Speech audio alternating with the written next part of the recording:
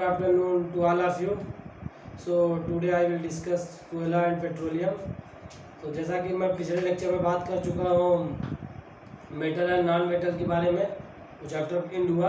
अब मैं कोयला और पेट्रोलियम के बारे में बात करूँगा. आज बेसिकली उसका इंट्रोडक्शन के बारे में बात करूँगा. उसका कोयला और पेट्रोलियम बेसिकली क्या है, कैसा आप लोगों को पता होगा.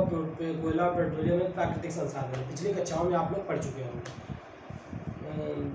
तो मैं इसमें बात करूंगा आज इंट्रोडक्शन के बारे में. सिर्फ इंट्रोडक्शन में आप लोग देखते होंगे, आप लोग दैनिक जो आप लोग की मूलभूत आवश्यकताएं हैं उसमें डेली लाइफ में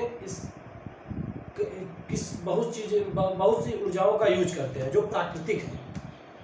तो आप लोग मैं एक एग्जाम्पल के थ्रू आप समझाऊंगा किस तरीके से प्राकृतिक संसाधन है.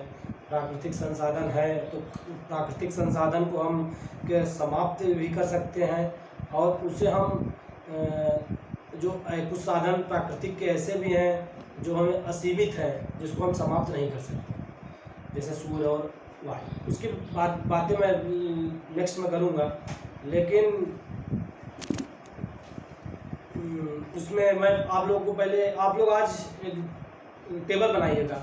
उसमें मानव निर्मित वस्तुएं और कुछ कृत्रिम वस्तुएं, नहीं मानव निर्मित और कुछ प्राकृतिक वस्तुएं की एक सारणी बनाइएगा. मानव निर्मित और कुछ प्राकृतिक वस्तुओं की एक सारणी बनाइएगा. उसमें दोनों को कैटेगराइज करिएगा, कौन मानव निर्मित है कौन प्राकृतिक है. तो उसमें देखेंगे आप लोग कुछ मानव निर्मित वस्तुओं में कुछ चीज़ें ऐसे आएंगी जिसमें वायु आएगा. सब लोगों बेसिकली वायु, जल और मृदा और खनिज आदि वस्तुओं को उसमें शामिल करेंगे. जो टेबल बनाएंगे उसमें ये चारों चीज़ें शामिल अवश्य करेंगे सभी स्टूडेंट. तो ये सभी आप लोग देखेंगे तो ये प्राकृतिक संसाधन है. प्राकृतिक संसाधन जो हमें प्रकृति के थ्रू मिलता है. प्राकृतिक संसाधन क्या है? जो हमें प्रकृति के द्वारा, नेचर के थ्रू मिलता है. जैसे और कुछ मानव निर्मित क्या हुआ, जो हमें मनुष्य के द्वारा कुछ चीज़ें बनाई गई है, वो मानव निर्मित वस्तुएं होती है.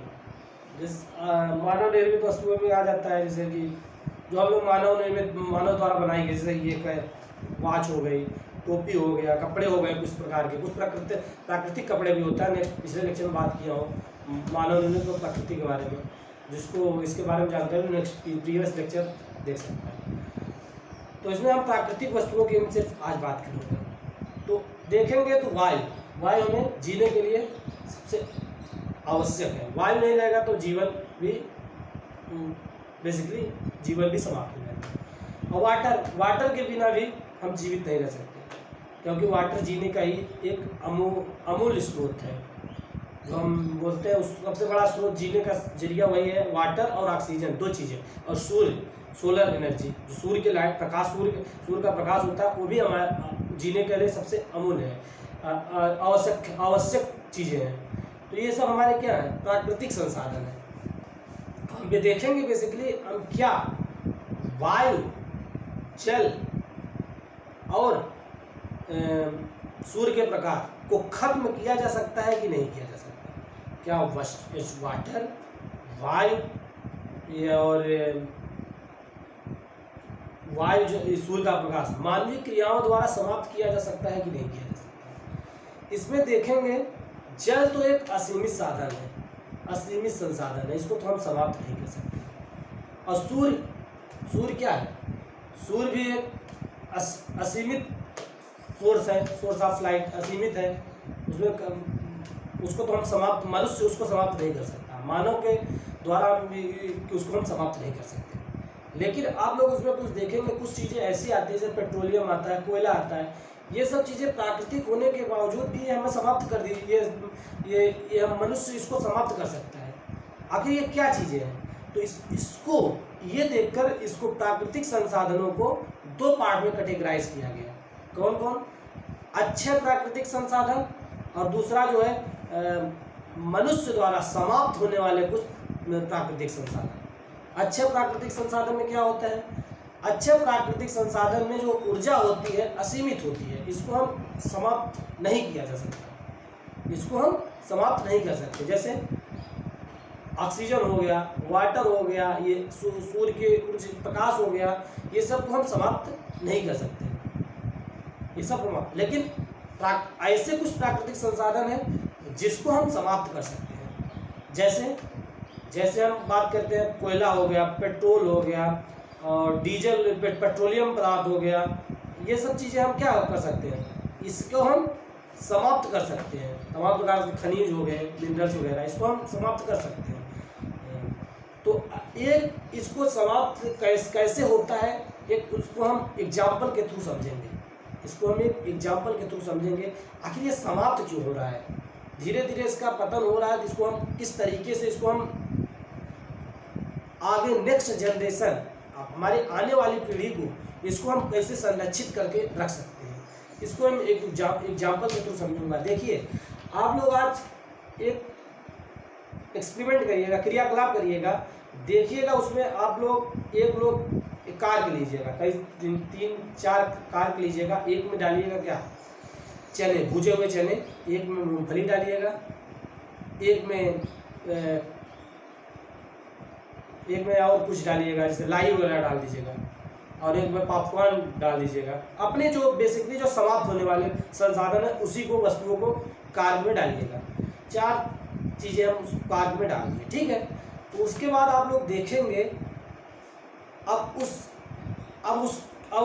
कार 4 कार तैयार हो गए। अब 4 लोगों को इंडिविजुअल पार्ट में डिवाइड करिएगा, 4 लोगों का एक ग्रुप बनाइएगा, और हर एक ग्रुप में तो 3 लोगों का सब डिवीजन करिएगा, मतलब उप समूह जिसको बोलते हैं। तो 4 ग्रुप बन गया, उसमें एक ग्रुप में 3 लड़के, इस ग्रुप में भी 3 लड़के, इस ग्रुप में 3 लड़के होंगे। अब कार को थोड़ा बांटिएगा, धीरे धीरे देखेंगे, सब बांटेंगे। सब ऐसे ही बेसिकली आप बहुत सारे ग्रुप बना सकते हैं। जो सब डिवीज़न है उसका भी सब डिवीज़न करते करते कई सारे ग्रुप, इसलिए पॉपुलेशन बहुत ज़्यादा तैयार हो जाएगी खाने के लिए। देखेंगे कुछ ऐसे ग्रुप होंगे जिसमें जो एक व्यक्ति होगा, जो एक व्यक्ति वाला ग्रुप होगा, उसमें सब डिवीज़न में नहीं जा रहे हैं, हम एक व्यक्ति वाला जो जा रहे हैं, उसमें आप देखिएगा कुछ लालची व्यक्ति होते हैं, ग्रुप में कुछ लालची व्यक्ति निकल गए, उस ज़्यादा खा गए कार। अब आगे वाले जो सब डिवीज़न में बचे थे, उसको कुछ चीज़ें नहीं मिल पाई। मैं इसको, आप लोग इसको देखिएगा, इसमें कब तक ये रहता है, कब तक बचता है। तो उसको इसके जरिए मैं आपको रिलेट करता हूँ अपने प्राकृतिक संसाधन की तरफ। आप लोग इस कार में लीजिएगा, उसमें कुछ जो खत्म होने वाली प्राकृतिक संसाधन है, जैसे कोयला लीजिएगा, प्राकृतिक संसाधन में जैसे पेट्रोलियम ले लीजिएगा, और कुछ मूंगफली ले लीजिएगा, और क्या ले सकते हैं आप, कोयला, पेट्रोलियम, और ये मूंगफली और पॉपकॉर्न, ये 4 चीज़ें ले लीजिएगा। देखेंगे आप, जब इसको हम आगे देखेंगे तो उसमें देखेंगे कि एक व्यक्ति को हम दे दिया, उसको डिवाइड करिएगा हर ग्रुप में। सोचिए, हम नहीं इसको हम सोचिए, तो हम अपने लिए ये चीज़ें हम आज अधिक से अधिक मात्रा में यूज कर रहे हैं। इसका जितनी आवश्यकता है उससे ज़्यादा कहीं इसका यूज कर रहे हैं, कोयले का, पेट्रोलियम का। तो आप लोग एक टाइम के बाद देखिएगा, ये संसाधन जो है पूरी तरीके से समाप्त हो जाएंगे। तो हम अपने जो नेक्स्ट जनरेशन के लिए हम उसकी भरपाई नहीं कर सकते। तो हमारे वो क्या हो सकते हैं, वो हम उसकी भरपाई नहीं कर सकते, वो हम हमारे नेक्स्ट जनरेशन वाले को वो चीज़ नहीं प्राप्त हो सकती। ये कैसा संसाधन है, ये जो है प्राकृतिक संसाधन होने के बावजूद भी ये सब समाप्त हो रहे हैं दिन पे दिन। क्योंकि कुछ लालची व्यक्ति हैं, इसका दुरुपयोग कर रहे हैं, ज़्यादा मात्रा में इसको ले रहे हैं, जितनी मात्रा है उससे ज़्यादा ले रहे हैं। इसके कारण जो हमारे प्राकृतिक संसाधन जो है धीरे धीरे क्या हो रहे हैं, खत्म होने के कगार पर आ चुके हैं।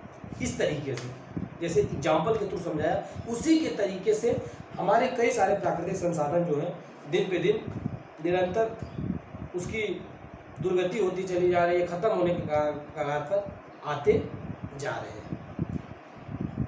और मैं बात करूँगा उसके बाद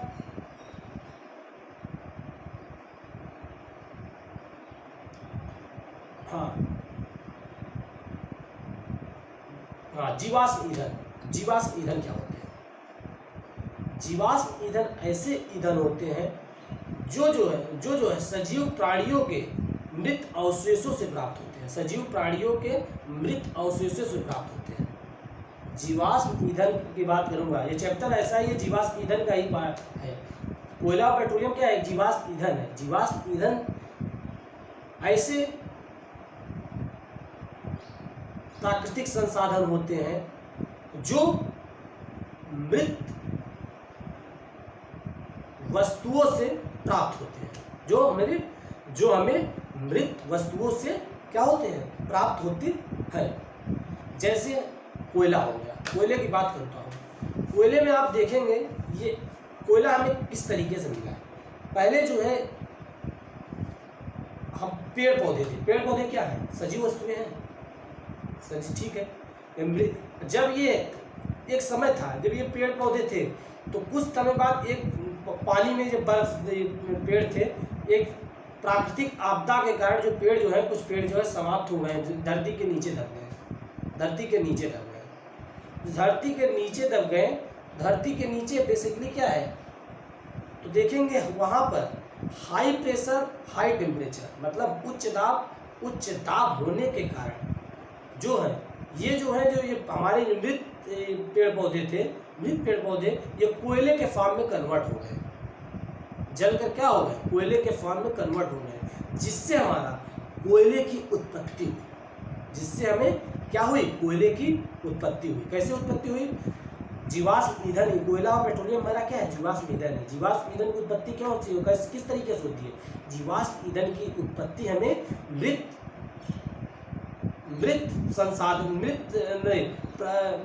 प्राकृतिक संसाधनों के अवशेषों से होती है। मृत प्राकृतिक संसाधनों, जो मरे हुए प्राकृतिक संसाधन है, उसके जो अवशेष होंगे, उससे इसकी हमारे इस जीवाश्म ईंधन की उत्पत्ति होती है। जैसे पेड़ पौधे थे, पेड़ पौधे नीचे दब गए, पानी के नीचे दब गए, तो जमीन के नीचे क्या है? हाई बेसिकली तापमान बहुत ज़्यादा है, नीचे जाएंगे जमीन के अंदर गर्मी बढ़ेगी तो वहाँ टेम्परेचर ज़्यादा होगा। जैसे जैसे हम नीचे जाएंगे वहाँ टेम्परेचर बढ़ता जाएगा। तो देखेंगे उस तापमान की वजह से वो जलने लगे, पेड़ पौधे जल के कोयले के फॉर्म में कन्वर्ट हो गए, जिससे कोयले का क्या हुआ? कोयले की उत्पत्ति हुई। अब हम आगे बात करेंगे, कोयले के जलने के लिए ऑक्सीजन की आवश्यकता होती है, इसमें आगे कंपोनेंट पाए जाते हैं। तो आगे नेक्स्ट लेक्चर में बात करूँगा कोयला के बारे में, और थोड़ा बात और पेट्रोलियम के बारे में बात करूँगा। Thank you very much.